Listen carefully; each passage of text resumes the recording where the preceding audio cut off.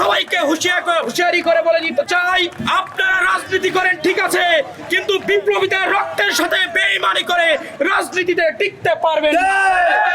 আপনাদের একটা কথাই বলতে চাচ্ছি, স্বরাষ্ট্র উপদেষ্টাকে একটা কথাই বলতে চাই, আপনাকে অনেক সময় দেওয়া হয়েছে, আপনি আরো সন্ত্রাসীকে খুনিকে ভারতে পালিয়ে যেতে সাহায্য করেছে। তাই অনতিবিলম্বে স্বরাষ্ট্র উপদেষ্টার পদত্যাগ চাই এবং হাদি হত্যাকাণ্ড কেন ঘটলো তার জবাব দিতে চাই। আর যদি আপনারা জবাব না দিতে পারেন তাহলে জামালপুর না, বাংলাদেশের প্রত্যেকটা প্রান্তে প্রান্তে আবার জুলাই জাগ্রত হবে।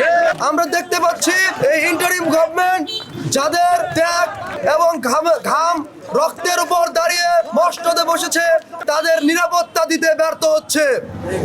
এই ইন্টারিম গভর্নমেন্ট তাদের নিরাপত্তা দিতে পারছে না এবং আমরা দেখতে পাচ্ছি কিভাবে লাগাতার এই জুলাই যোদ্ধাদের উপর আওয়ামী লীগের দূষররা কিভাবে হামলা চালাচ্ছে, কিন্তু এই ইন্টারিম গভর্নমেন্ট এর কোনো পদক্ষেপ নিতে পারছে না এবং কোনো বিচারের আওতায় আনতে পারছে না।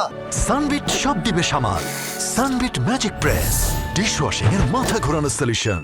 তাই আইনশৃঙ্খলা বাহিনী আমাদের রাষ্ট্রের নিরাপত্তা দিতে পারে নাই, আমাদের নাগরিকদের নিরাপত্তা নিশ্চিত করতে তারা ব্যর্থ হয়েছে। আমি এই স্বরাষ্ট্র উপদেষ্টার পদ থেকে দাবি জানাচ্ছি, লড়াই লড়াই লড়াই চাই,